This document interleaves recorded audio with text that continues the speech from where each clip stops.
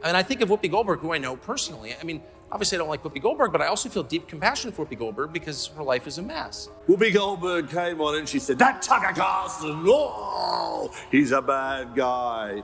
He's Putin's dog. I just thought of a great stripper name, Tucker Putin. Word has just come down that Fox News Media and Tucker Carlson have agreed to part ways. Wave.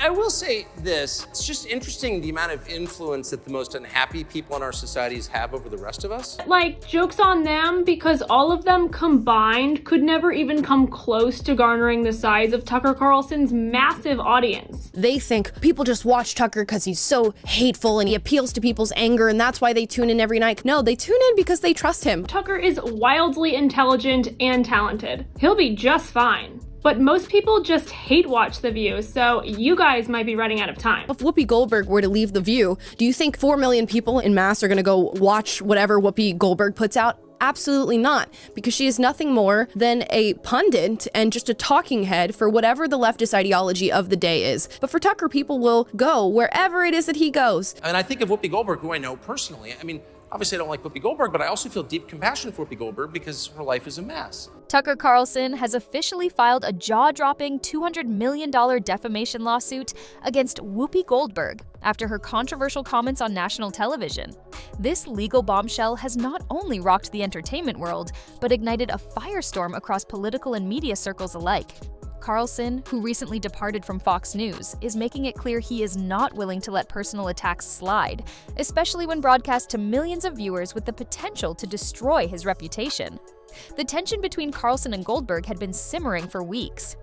However, it hit a boiling point when Goldberg, speaking on The View, suggested that Carlson was a direct threat to democracy and floated the idea that political figures like him should face arrest.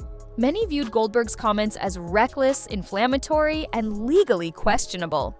What was supposed to be a routine hot topic discussion on daytime television turned into the catalyst for a high-stakes legal battle that could set new precedents in defamation law. Carlson's lawsuit argues that Goldberg's remarks went far beyond personal opinion or political commentary. His legal team insists that Goldberg outright accused him of criminal behavior, a serious charge without evidence or justification.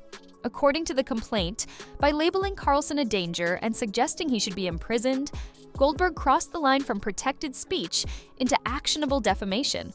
Her statements, they argue, were broadcast to millions, giving them significant weight and potential for lasting damage.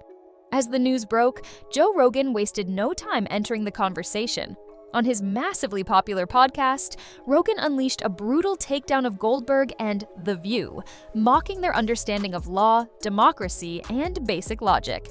According to Rogan, hearing Whoopi discuss constitutional rights was like watching someone try to perform brain surgery after reading a fortune cookie. He compared The View to a noisy brunch table, where every member thinks yelling louder makes them more correct, dismantling their credibility with his trademark sarcasm and wit. The backlash against Goldberg was swift and intense. Legal scholars pointed out that accusing someone of criminal conduct without evidence on national television is not simply opinion, but potentially libelous speech. Social media erupted with memes, hot takes, and serious debates about free speech, defamation, and the role of media personalities in shaping public opinion.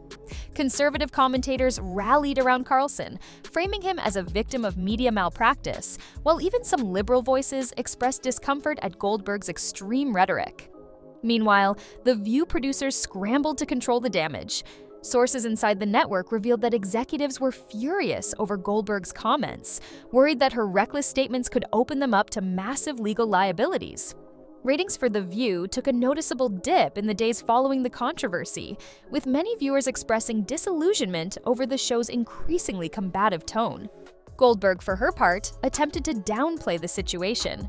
She addressed the controversy in a brief on-air monologue filled with vague platitudes about free speech and standing by one's opinions. However, critics were quick to note that she failed to retract or apologize for her statements about Carlson, instead doubling down on the notion that criticizing public figures is part of healthy democracy. Legal experts were unimpressed, arguing that defamation is not about criticizing public figures, it's about making false claims that can ruin reputations and livelihoods. Carlson's legal team emphasized that the damages sought are not just about monetary compensation, but about sending a message. In a public statement, they declared that media figures must be held accountable when they abuse their platforms to spread damaging falsehoods. They argued that if left unchecked, such behavior erodes trust in the media and chills free speech by encouraging personal attacks over honest debate. The lawsuit outlines specific damages Carlson claims to have suffered, including loss of professional opportunities, reputational harm, emotional distress, and threats to his personal safety. His lawyers argue that Goldberg's comments triggered a wave of harassment against him and his family, underscoring the real-world consequences of irresponsible speech. At the center of this legal maelstrom is a larger cultural battle over media ethics, political polarization, and the limits of free speech. Carlson's supporters see him as fighting back against a toxic media environment where slander goes unchecked. Goldberg's defenders, meanwhile, frame her as a bold truth-teller, unafraid to speak her mind in a divided America. The reality, however, is far more complicated. While public figures like Carlson are held to a higher standard in defamation cases, the blatant nature of Goldberg's comments could work in his favor. Courts often require proof that defamatory statements were made with actual malice, meaning the speaker knew the statements were false or acted with reckless disregard for the truth. Carlson's team argues that Goldberg, a seasoned media professional, should have known better than to casually suggest criminal consequences without evidence. In addition to the legal arguments, the public spectacle surrounding the lawsuit has turned into a cultural phenomenon. Late-night comedians, podcasters, and social media influencers have all weighed in, turning the dispute into fodder for jokes, memes, and think pieces. Yet beneath the humor lies a serious question about the future of public discourse. If influential media figures can casually accuse others of crimes on live television without facing consequences, what does that mean for truth, accountability, and civil debate? As the lawsuit progresses, insiders expect a drawn-out legal battle filled with depositions, media leaks, and public relations skirmishes. Goldberg is reportedly lawyering up, assembling a high-powered team of attorneys specializing in First Amendment law and defamation defense.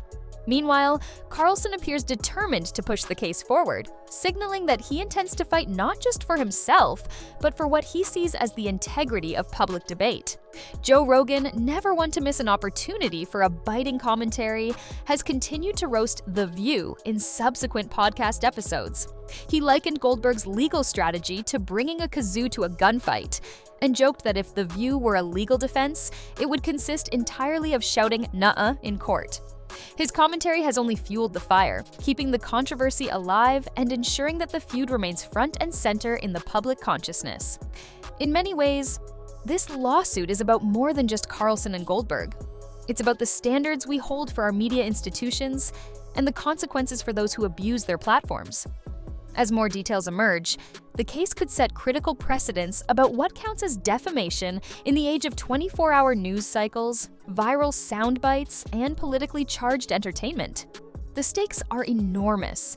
If Carlson prevails, it could open the floodgates for more lawsuits against television personalities who cross the line between opinion and defamation. If Goldberg successfully defends herself, it could reinforce the broad protections media figures currently enjoy under the First Amendment, even when their statements are reckless or damaging. Regardless of the outcome, one thing is certain: the days of casually slandering public figures on national television without consequences may be coming to an end. In an era where information spreads faster than ever and reputations can be destroyed in a single news cycle, accountability is no longer optional. For now, all eyes are on the courtroom battle between Tucker Carlson and Whoopi Goldberg. The outcome will not only impact their personal fortunes, but could reshape the rules of engagement for media, politics, and public discourse for years to come. Stay tuned as this explosive case unfolds, promising a drama that even Hollywood couldn't script better.